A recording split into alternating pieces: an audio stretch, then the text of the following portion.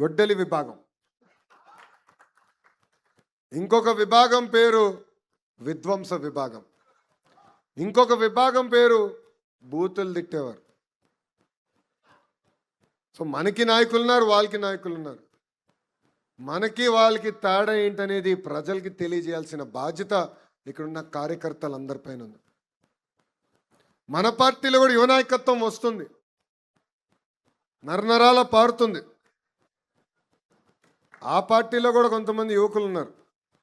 ఒకడేమో hit and run కేసులో ఉన్నాడు, ఇంకొకడేమో భార్యని వేధించే కేసులో ఉన్నాడు, ఇంకొకడేమో ల్యాండ్ డాక్యుమెంట్లు ఫోర్జరీ చేసి కేసులో ఉన్నాడు, ఇంకొకడేమో ఏకంగా కిడ్నాప్ చేసి ఒక వ్యక్తిని కిడ్నాప్ చేసి పొగాకు ట్రేడర్ని కిడ్నాప్ చేసి ఆ కేసులో ఉన్నాడు.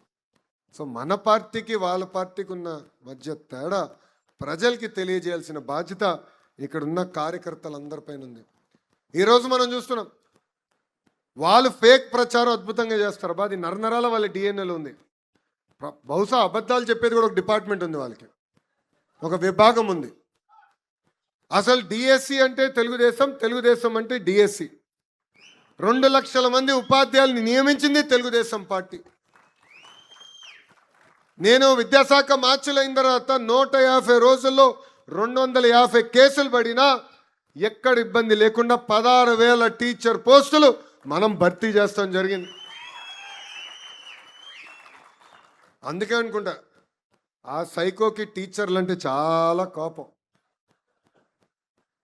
ఇప్పుడు ఏకంగా నా పైన ఆరోపణలు చేస్తున్నాడు. అందుకే ఆ వ్యక్తికి చెప్పాలనుకుంటున్నా, జగన్కి, అయ్యా 10th క్లాస్ తప్పిన బ్యాచ్ మేము కాదు, అయ్యా స్టాన్ఫర్డ్కి వెళ్ళిన బ్యాచ్ మేము. 3వ సారి నిన్ను ఛాలెంజ్ చేస్తున్నా Jagan. My dear Jagan, time date నువ్వు ఫిక్స్ చేయి, చర్చకు నేను సిద్ధం, నువ్వు సిద్ధమా అంటున్నా.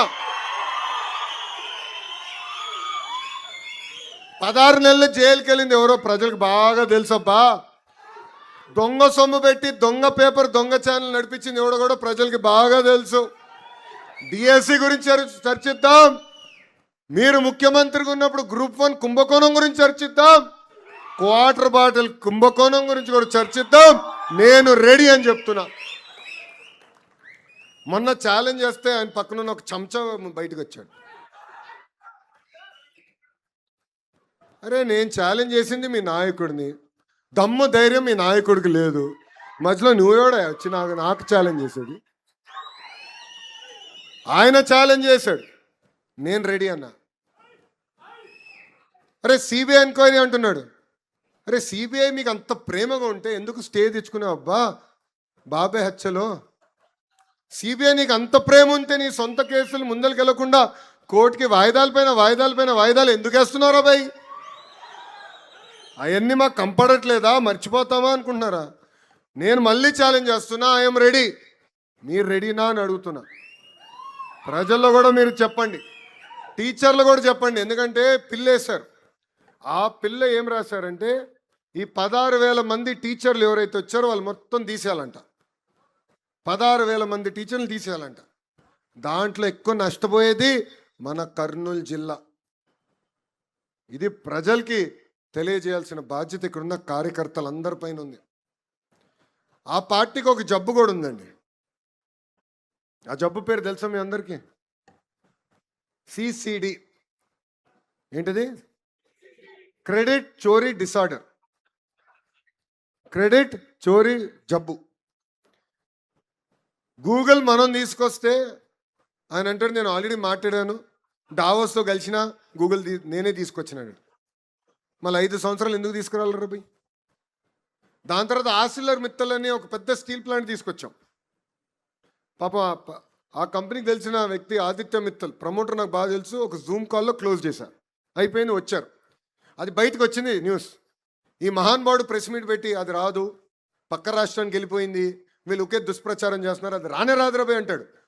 తీసుకొచ్చావు, శంకుస్థాపన అయింది, నేను తీసుకొచ్చానంటాడు. ఇట్లనే కానిస్తే, ఇట్లనే మనం ఊరుకుంటే ఆగస్ట్ 15th వచ్చినప్పుడు చెప్తాడు. ఏం చెప్తాడంటే, మా తాత పోరాడాడు రాబాయ్ స్వాతంత్రానికి, గాంధీ తాత కన్నా మా తాత గొప్పవాడు, మా తాత వల్లనే స్వాతంత్రం వచ్చిందని చెప్తాడు. ఇది క్రెడిట్ చోరీ డిసార్డర్ అంటే. ఇప్పుడు భోగాపురం పైన కూడా బయలుదేరాడు. 5 సంవత్సరాలు ఏం పనులు చేయలా, పట్టించుకోలా, కనీసం ఒక్కసారి వెళ్ళి చూడలా. ఇప్పుడు ఎయిర్పోర్ట్ అయిపోయింది, ప్రధానమంత్రి గారు వచ్చి ఓపెనింగ్ వస్తుంటే ఇప్పుడు బయలుదేరాడు మహానుభావుడు. అందుకే ఆ జబ్బు ఉంది పాపం. లండన్ మందులు సరిగ్గా పనిచేయట్లేదు ఈ మధ్యన. ఇదంతా ప్రజలకి తెలియజేయాల్సిన బాధ్యత ఇక్కడ అందరిపైన ఉంది. ఎందుకంటే పని చేస్తాం ఎంత ముఖ్యమో మన చేసిన పనులు ప్రజలు తెలియజేయాలి. మన అనేక సంస్కరణలు తీసుకొస్తున్నాం, అది మనం తెలుసుకోవాలి, ప్రజల దగ్గరికి వెళ్ళాలి, ప్రజల్లో చైతన్యం తీసుకొచ్చే బాధ్యత మనందరం తీసుకోవాలి. నైనా ఇక్కడ ఆగండి పోలీస్ సోదరులా, నైనా ఎందుకు వదిలేయండి, ఎందుకు కంగారు పడతారు మీరు? కూల్గా ఉండండి, ఎందుకంత పడతారు?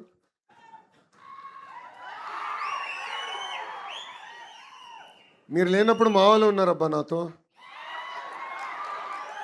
కంగారు పడద్దు. ఇక్కడ ఎవడు ఏం చేయడలే. గొడ్డలి, గొలకరాయి, కోడి కత్తి మా పార్టీ కాదురా భయ్.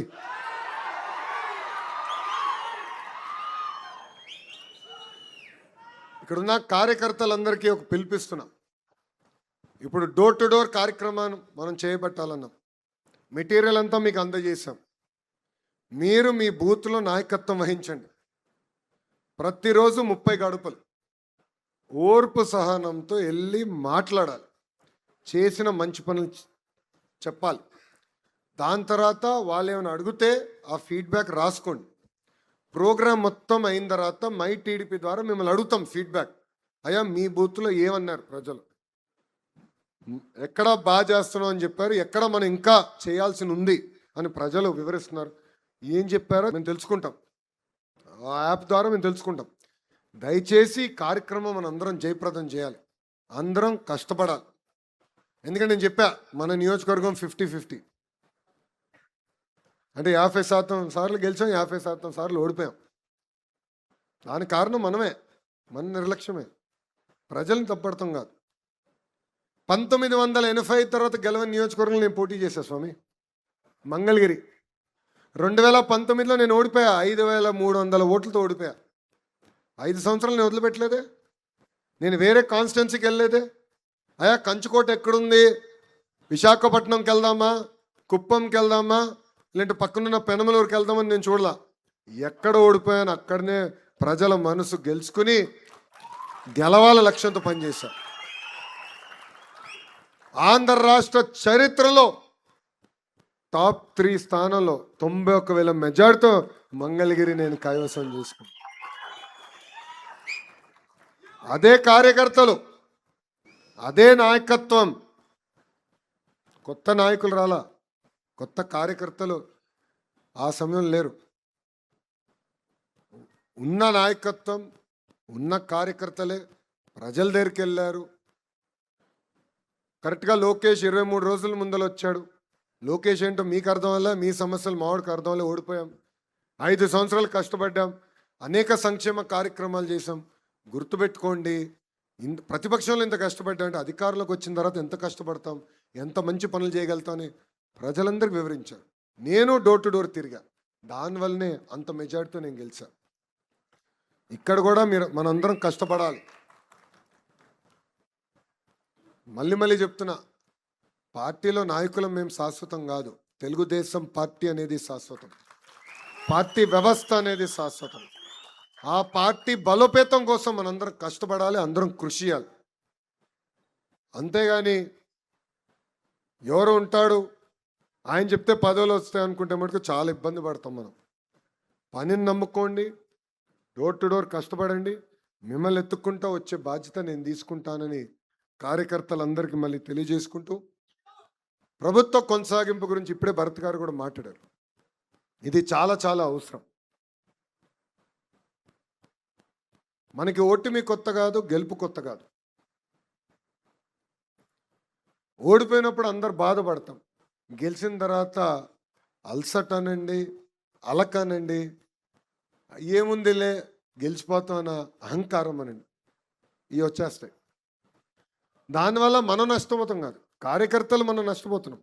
కేసులు పెట్టించుకుంటాం, కొన్ని సందర్భాల్లో మనం కొడతారు, కొన్ని సందర్భాల్లో మన ప్రాణాలు తీసేస్తారు.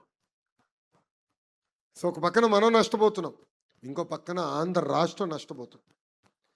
ఈరోజు ఒక గుజరాత్ రాష్ట్రంలో అదే ప్రభుత్వం కంటిన్యూస్గా వచ్చేగల ఏ స్థాయిలో ఉందో చూడండి ఒక్కసారి.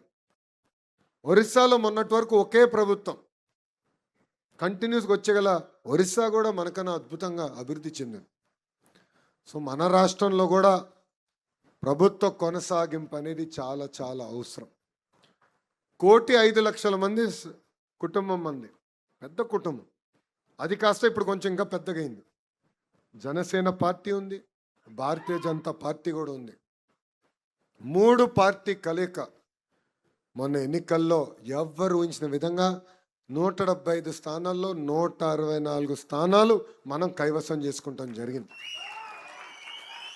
ఈ ఐక్యత ఉండాలి. సమస్యలు ఉండొచ్చు, 4 గోడల మధ్యన మాట్లాడుకుందాం, ఆ సమస్యలు పరిష్కరించుకుందాం, కానీ వదిలిపెట్టేది లేదు. No crossfire, no misfire, no విడాకులు. క్లారిటీగా మీ అందరూ తెలియజేస్తున్నా. ఎందుకంటే మన పార్టీ ముసుగులో జనసేన పార్టీని తిట్టేవాళ్ళు ఉంటారు, జనసేన పార్టీ ముసుగులో భారతీయ జనతా పార్టీని తిట్టేవాళ్ళు ఉంటారు, భారతీయ జనతా పార్టీ ముసుగులో మన తిట్టేవాళ్ళు ఉంటారు. సోషల్ మీడియాలో ఎన్ని చూసి మనం కంగారు పెట్టి మనం తిట్టుకుంటూ మనం కొట్టుకుంటే నష్టపోయేది ఆంధ్ర రాష్ట్రం, ఆంధ్ర రాష్ట్ర ప్రజలు. ఇది దయచేసి అందరం గుర్తుపెట్టుకోవాల్సిన అవసరం ఉంది. సో ప్రభుత్వ కొనసాగింపు అనేది చాలా చాలా అవసరం.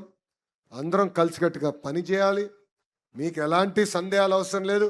1 కాదు, 2 కాదు, కనీసం 3 టర్మ్లు కలిసికట్టుగా పనిచేస్తేనే దారి తప్పిన రాష్ట్రాన్ని సరైన దారిలో పెట్టుకెళ్తాం. కోరిన అన్ని కోరికల పద్ధతి ప్రకారం కేంద్రంలో మన ప్రధానమంత్రి నరేంద్ర మోడీ గారు, రాష్ట్రంలో మన ముఖ్యమంత్రి చంద్రబాబు నాయుడు గారు కలిసికట్టుగా తీర్చుతున్నారు. ఆ రోజు పాదయాత్రకు వచ్చినప్పుడు కర్నూలు అనేక మంది లాయర్లు, అడ్వకేట్లు అని వచ్చి కలిశారు. ఆనాడు చెప్పారు హైకోర్టు ఇక్కడ ఉండాలి, ఇక్కడికి తీసుకొస్తే బాగుంటుందంటే వాళ్ళు ఒకటే చెప్పారు, చేయలేని హామీలు నేను ఇవ్వను. కానీ ఆనాడు నేను ఒక హామీ ఇచ్చా, హైకోర్టు బెంచ్ కర్నూలులో నేను ఏర్పాటు చేస్తానని హామీ ఇచ్చా. రాబోయే 90 రోజుల్లో హైకోర్టు బెంచ్ కర్నూలుకి తీసుకొచ్చే బాధ్యత మన ప్రభుత్వాన్ని. ఇవన్నీ చేయగలుగుతున్నాం అంటే కేంద్ర ప్రభుత్వం సహకారం ఉంది. ఇది మనందరం గుర్తుపెట్టుకోవాలి. డబుల్ ఇంజిన్ సర్కార్ వేరే రాష్ట్రాలు ఉన్నాయి, కానీ మన రాష్ట్రంలో డబుల్ ఇంజిన్ బుల్లెట్ ట్రైన్ సర్కార్ ఉంది. ఎందుకంటే బాబు గారి స్పీడ్ మీకు తెలుసు, తగ్గేదే లేదు. అదే స్పీడ్లో ఇప్పుడు ప్రధానమంత్రి నరేంద్ర మోడీ గారు కూడా చూస్తున్నారు. ఇద్దరు కలిసికట్టుగా రాష్ట్రాన్ని అభివృద్ధి చేయాలన్న లక్ష్యంతో పనిచేస్తున్నారు. అందుకే ప్రభుత్వం కొనసాగింపు అనేది చాలా చాలా అవసరం. అందరం కలిసికట్టుగా పనిచేయాలని ఈ సభాముఖం మిమ్మల్ని అందరినీ కోరుకుంటున్నాను. అంతేకాకుండా ఇప్పుడే మన ఇన్ఛార్జ్ మీనాక్షి నాయుడు గారు 3 విషయాలు, ఆయన చాలా కోరికలు కోరాడు రా భయ్. గురువుగారు ఎట్టుకో లిఖిత రూపంలో ఏమేమి చేస్తే బాగుంటుంది, మున్సిపాలిటీ ఏం చేస్తే బాగుంటుందని ఇస్తా అన్నారు. నా శాఖకు సంబంధించిన 3 అంశాలు, అంటే ఒకటి అది మన ఫరూక్ గారి శాఖ, అది గురుగారితో మాడతాం. మైనారిటీ రెసిడెన్షియల్ స్కూల్ ఒకటి, అదేవిధంగా ఐటీఐ ఇమీడియట్గా ప్రారంభిస్తే బాగుంటుందని పెద్దలు కోరారు. అది తప్పనిసరిగా చేపించే బాధ్యత నేను తీసుకుంటాను. 90 రోజుల్లో ప్రారంభించే బాధ్యత నాది అని మీనాక్షి నాయుడు గారికి నేను హామీ ఇస్తున్నా. ఉర్దూ జూనియర్ కళాశాల గురించి కూడా పెద్దలు కోరారు. ఇప్పుడు రిక్రూట్మెంట్ చేస్తున్నాం, ప్రత్యేకంగా ఉర్దూ టీచర్స్ కూడా రిక్రూట్మెంట్ ఇప్పుడు ఈ డిఎస్సి 4వ విడత డిఎస్సిలో చేస్తున్నాం. అది కూడా త్వరలో ప్రారంభించే బాధ్యత నేను తీసుకుంటానని గౌరవ ఇన్ఛార్జ్ గారికి తెలియజేసుకుంటున్నాను. అంతేకాకుండా ఆధునిక పరిశ్రమలు తీసుకురావాలని పెద్దలు నాతో కోరారు, కారులో కూడా మాట్లాడుకున్నాం. కంప్రెస్డ్ బయోగ్యాస్ కానివ్వండి, లేదంటే వేరే రకంగా పరిశ్రమలు ఏదైతే మన ప్రాంతానికి వస్తాయో అది టీజీ భరత్ గారికి నేను కోరుతున్నా. ఈ సభా వేదికగా బాధ్యత మీది. అన్నీ నేనే చేయాలి, అన్నీ నేనే మోయాలంటే అవదు. ఇండస్ట్రీ మార్చులు ఆయనే బాధ్యత. మీ ముట్టు పెద్ద చేయకపోతే ఆయన్ని నిలదీయండి. ఆధునిక పరిశ్రమ తీసుకురాకపోతే ఆయనే నిలదీయండి. ఎందుకంటే ఎందుకు చెప్తున్నానంటే ఇది మేమందరం ఎప్పుడు క్యాబినెట్ మీటింగ్లో పరిశ్రమలు వచ్చినప్పుడు నవ్వుకుంటాం. ఎందుకంటే ఒక టీమేమో వైజాగ్, ఒక టీమేమో అమరావతి, ఇంకో టీమేమో రాయలసీమ అని. సో అందరం నవ్వుకుంటాం. ఈరోజు ఎక్కడ పంపించాలి, ఏ పరిశ్రమ ఎక్కడికి వెళ్తే బాగుంటుందని చర్చిస్తాం.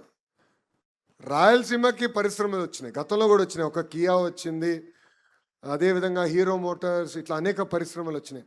కానీ కర్నూలుకి తీసుకురావాలి, ఒక కంకణం కట్టుకుని ఒక బాధ్యతగా చేశారు. అది మన ఇండస్ట్రీస్ మార్చులు. ఆయన వల్లనే ఈ పరిశ్రమలు కర్నూలుకి వచ్చింది. ఇప్పుడు ఆయన పైన బాధ్యత ఉందబ్బా. ఓర్పు సహనంతో పనిచేద్దాం, ఆడుతూ పాడుతూ పనిచేద్దాం. తిరిగి మళ్ళీ కూటమిని గెలిపించుకుందాం. మళ్ళీ ఆంధ్ర రాష్ట్రానికి ముఖ్యమంత్రిగా చంద్రబాబు నాయుడు గారిని చేసే వరకు మనం ఎవ్వరం పడుకునేదాకలా. అయ్యా ఇప్పటివరకు మీరు బాబు గారిని చూశారు, ఇప్పుడు నేను వర్కింగ్ ప్రెసిడెంట్ అయ్యా. బాబు గారు కఠినంగా ఉంటారనుకుంటే చాలా పొరపాటు పడుతున్నారు. నేను మిమ్మల్ని ఎవరిని వదిలిపెట్టాను. నేను పడుకొని మిమ్మల్ని పడుకొని అందరినీ పరిగెత్తిస్తా. ఎవరైతే పని చేస్తారో వాళ్ళని ప్రోత్సహిస్తా. ఎవరైతే పని చేయరో, పదవి తీసుకుని ఇంట్లో పడుకుంటారో, ఒక్కసారి చెప్తా, రెండోసారి చెప్తా, మూడోసారి దండం పెట్టి మార్చేస్తా. నాకు ఎలాంటి మొహమాటాలు ఉండవు. మొహమాటం బాబు గారి డిపార్ట్మెంట్ అబ్బా, నాది కాదు. మనసులో ఉంది, నిర్మోమాటంగా చెప్తా. వేదిక మీద ఉన్న పెద్దలు అందరికీ కూడా బాగా తెలుసు ఆ విషయం. మనసులో ఉంది, నేను చెప్పేస్తా. నచ్చినా నచ్చకపోయినా నేను చెప్తాను భయ్. ఎందుకంటే పని చేయాలి, కష్టపడాలి.